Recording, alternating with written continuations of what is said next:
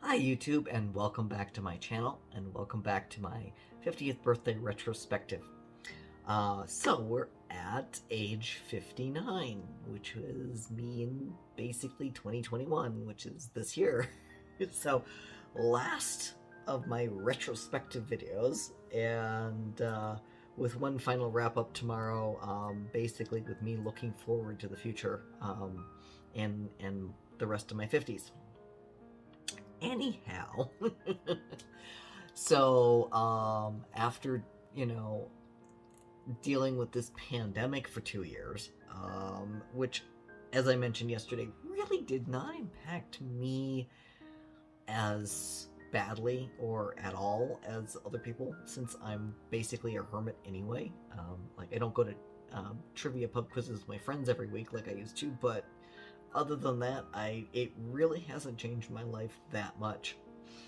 One of the biggest things that did happen this year was that the roommate that I mentioned, who moved in 2018, finally got his own apartment, and moved out and everything. So, which is, I'm so happy for him that it took time in this economy, and then the pandemic didn't help.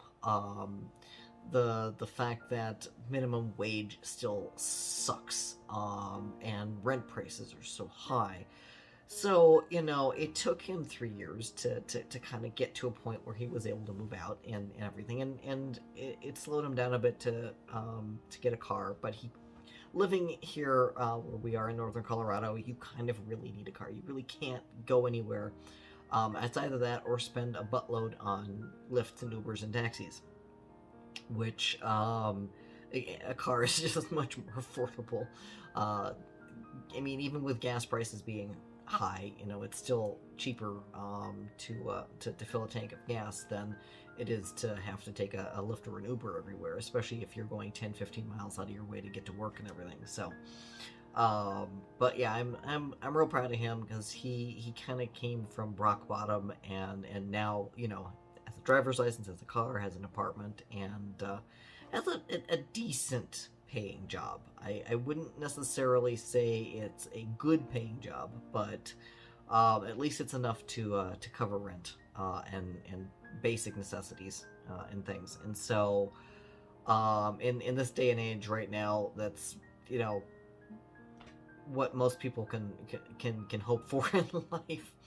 And I'm hoping that he's able to climb up further, as time goes on and everything. But it's a good start, and I'm happy for him.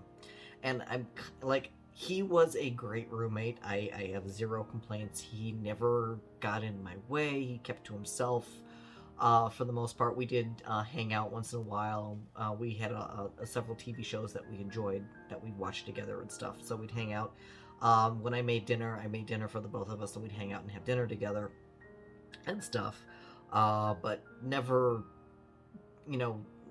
never made noise that was intrusive, or interrupted me, or just, I don't know. We got along great, and I don't think we ever had, no, we never had a single conflict of anything, which was fantastic.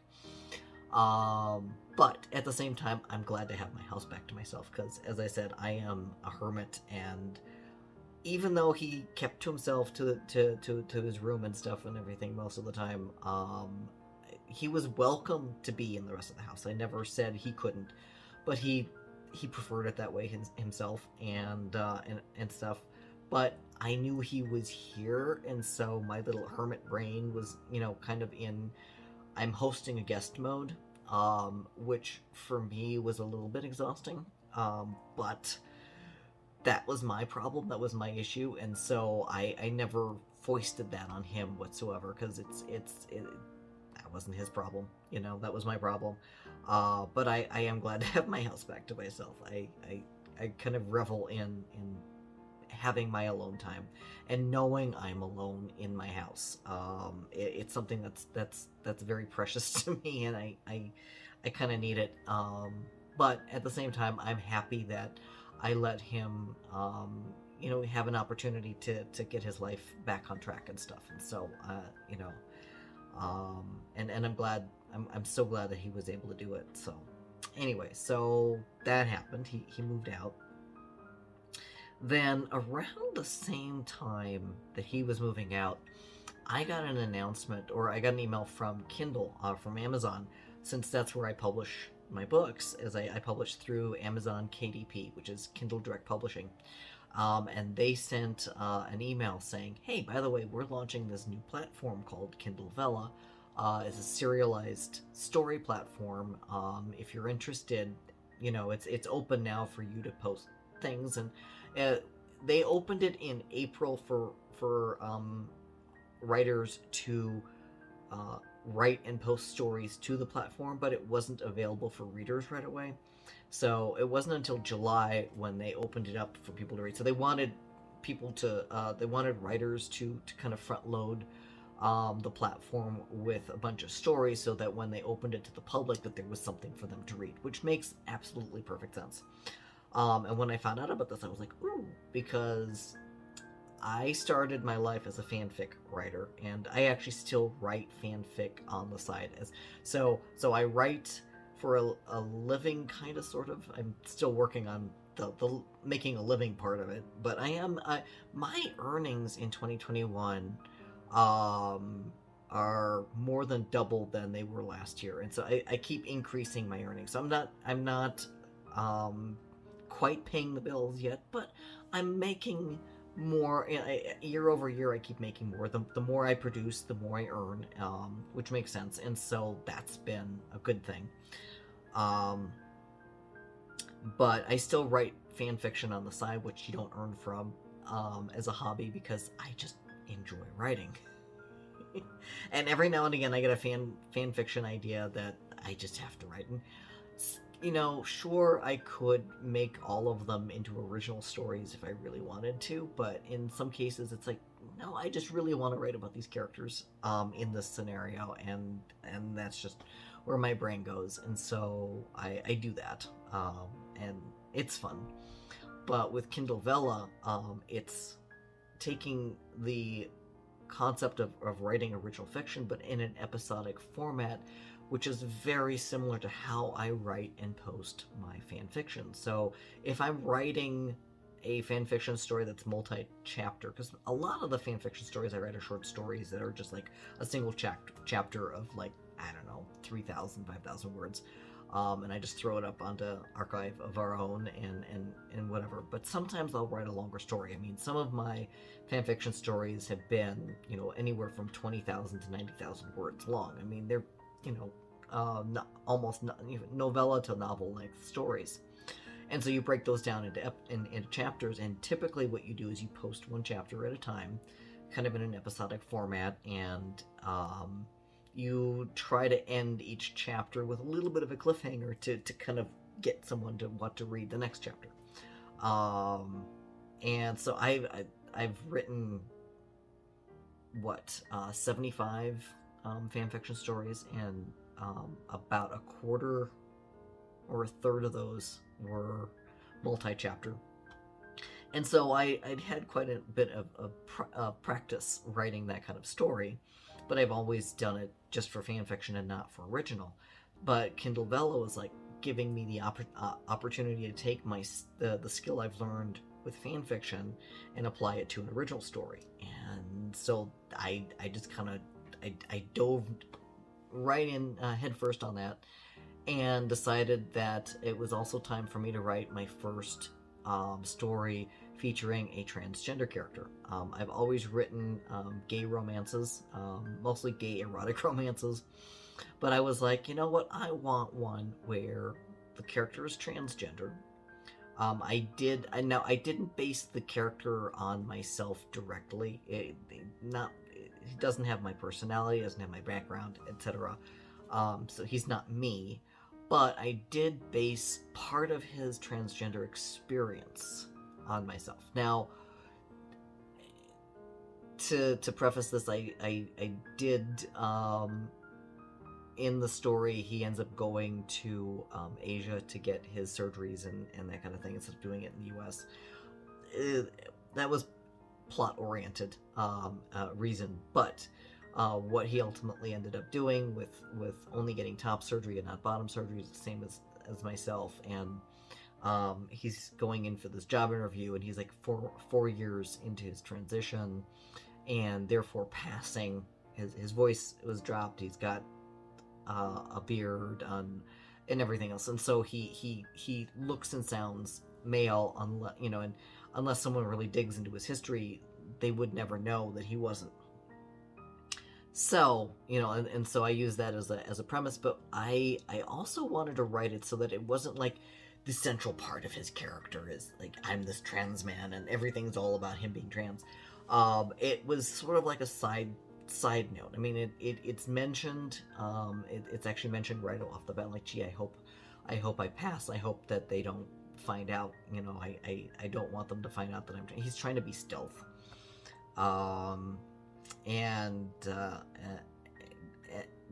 His boss ends up like knowing that he's trans anyway. I won't go into the whole plot and everything, but I don't. And the boss is like, I don't care. You look like a guy. I mean, whatever, and is totally cool with it. And then the rest of the story happens. And so, the only other time that him being trans even comes up, other than when I'm doing the sex scenes, I try and use very inclusive language, the kind of language that I myself use for myself when I'm coming up with scenarios for how I want to be talked about and treated in such a situation. And so I mean, you have to know he's trans in order for the sex scenes to make sense, because he's got an extra orifice to be utilized, and I'll leave it at that.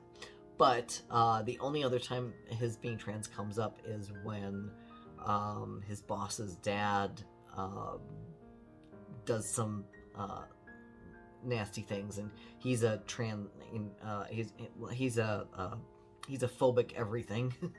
He's LGBTQ phobic, but he's one of those conservative guys that hates on the gays and the trans and all the everything else, and ends up that he has a secret gay lover on the side.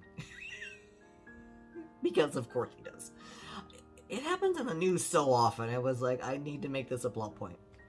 But anyway, so I wrote that story. It was a lot of fun to write, and I kept it short. I was like, okay, I'm gonna do 10 episodes and put it up on this Kindle Vella and see how it does. And it's, it hasn't like, made me run laughing to the bank or anything like that, but it's been a lot of fun to write. I've earned a little bit from it, and Amazon has been giving those of us who are early adopters of the platform some nice bonuses. So that's been fantastic. That's really helped. And one of the things that they allow us to do is, once we've finished the story in Kindle Vella, you have to wait 30 days, and then after 30 days, you're allowed to then repackage the entire story and publish it on through KDP as a book.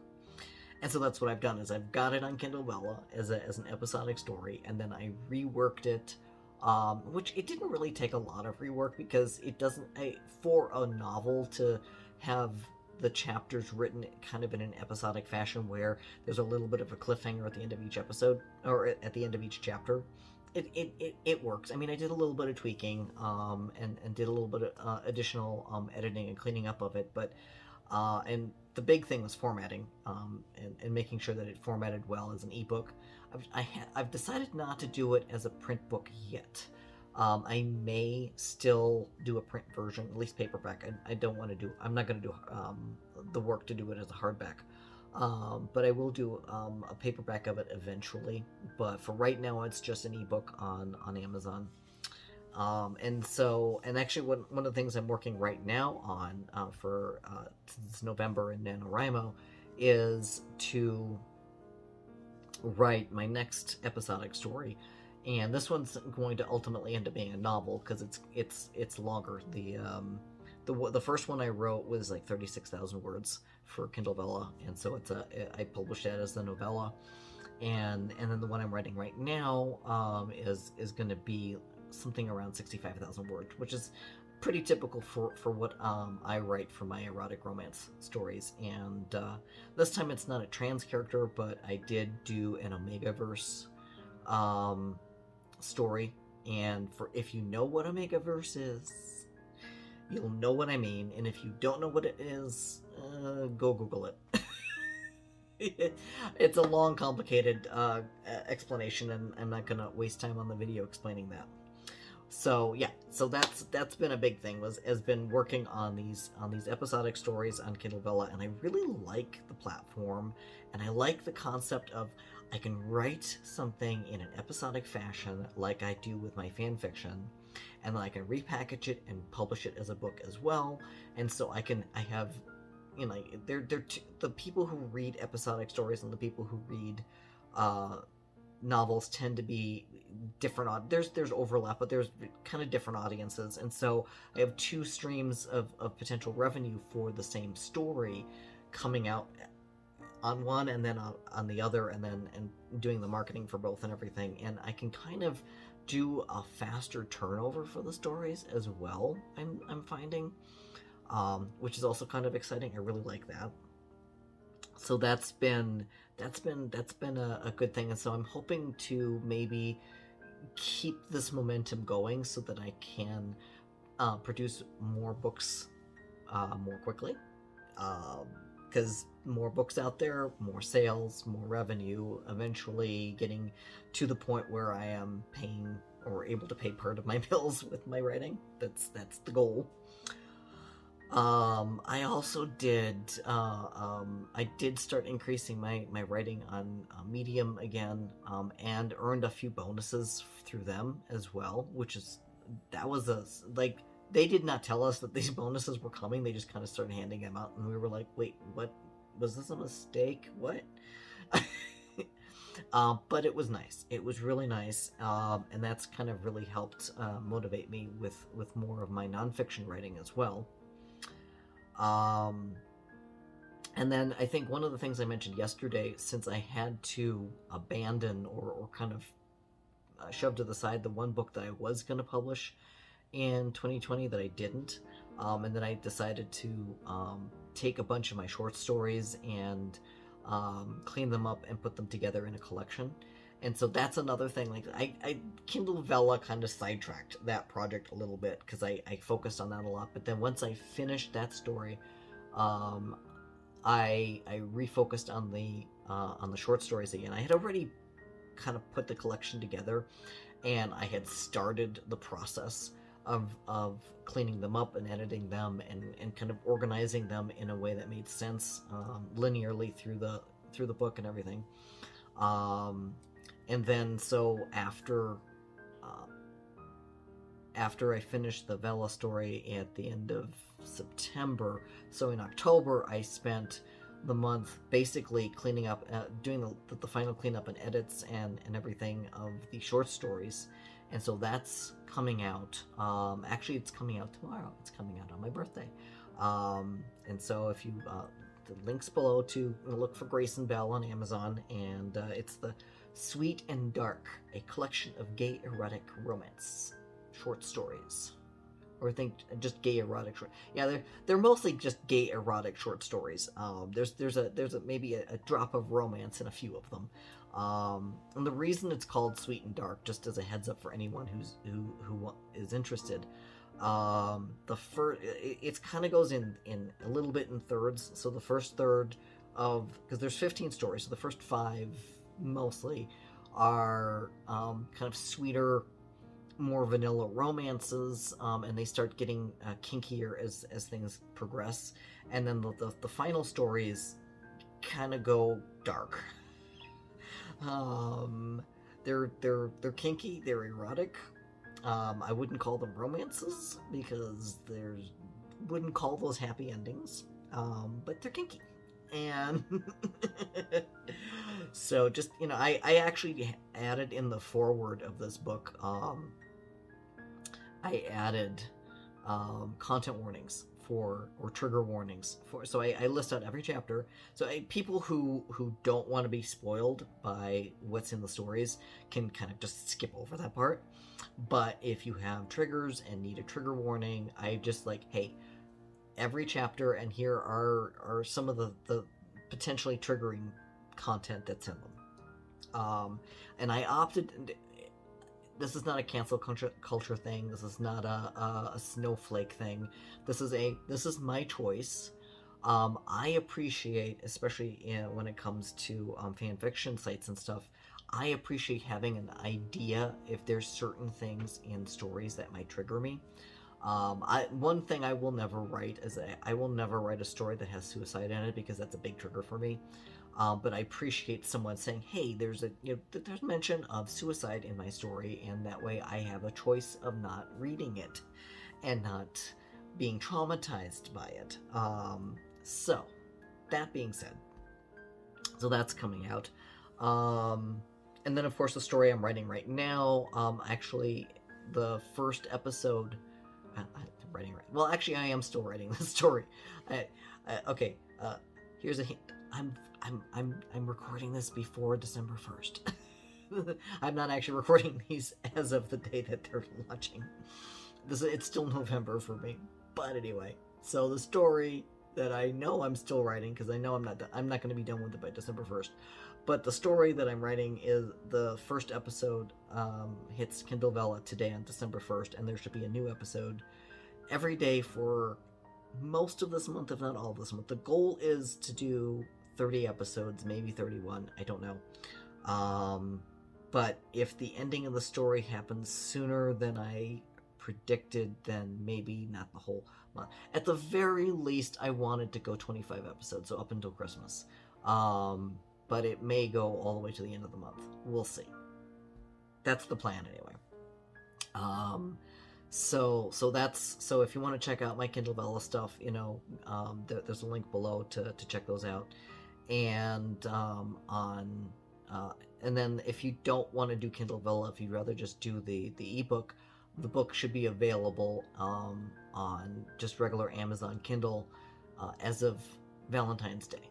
And the story's called Suddenly Omega is the new book or the new story that I'm working on. So there's that. So lots of writing this year. Lots of writing. One other quick thing I want to cover in terms of what's been going on with me.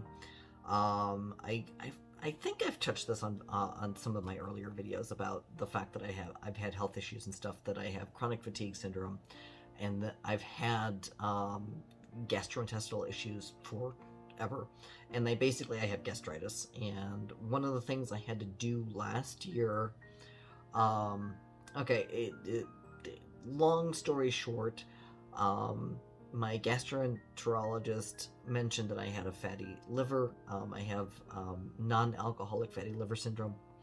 And I had been drinking wine every day. Like I always liked having a glass of wine with dinner. Wasn't drinking more than that, just a glass of wine with dinner. But I decided, you know what, let's stop drinking that glass of wine with dinner, because it's probably not helping this fatty liver thing that I've got going on. And I discovered by not drinking the wine that I was no longer having the gastritis issues. And so I was able to stop taking the Nexium every day. I haven't had Nexium in 1.5 years now. And I haven't had a gastritis attack in 1.5 years. I am still allowing myself a little bit of alcohol once in a while. Very rarely I've had some wine. I don't even keep red wine in the house. I keep white wine in the house for cooking, and every now and again I'll let myself have a glass. But I've had like 3 this entire year. I have allowed myself beer, a few more. Like I've had like a 6-pack of beer this year, and then I did buy myself a bottle of whiskey, and have had a shot of that every now and again. I don't, and most of my restriction on alcohol is due to my liver health and wanting to keep my liver health healthy. And but then, also thinking about it, making sure it doesn't aggravate my gastritis as well. So between those two reasons, I'm just not drinking very much anymore. Haven't completely teetotaled. Probably won't ever completely teetotal. I'm not an alcoholic, thank goodness, and so I can avoid it for weeks or months at a time, and then just have a single drink and I'm good. So it's not a thing anymore to worry about. Besides that, ever since I had my diagnosis for chronic fatigue, I've been learning how to manage it better. I've only had one really bad bout of fatigue this year that lasted for a couple weeks, and have been managing to ramp up my exercise a lot more. Have been managing, a lot of different things and stuff, and just feeling a lot better this year.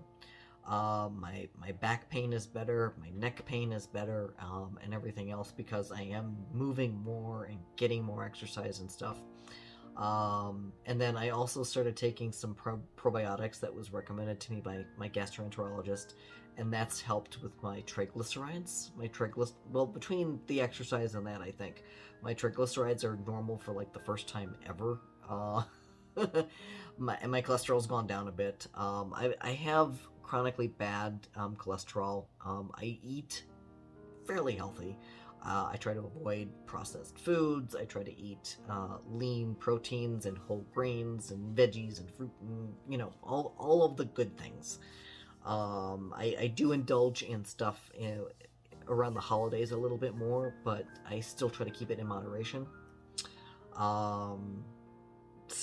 But I'm glad that my everything health-wise is improving, and I'm feeling better, and I'm more active, and so that's been a great thing for me. So there you have it. That is my 49 years on this planet, and about to hit 50.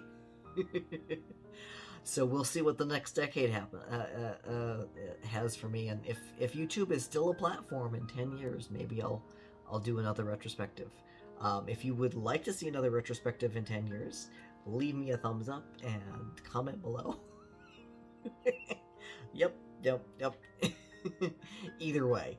So thanks for hanging with me.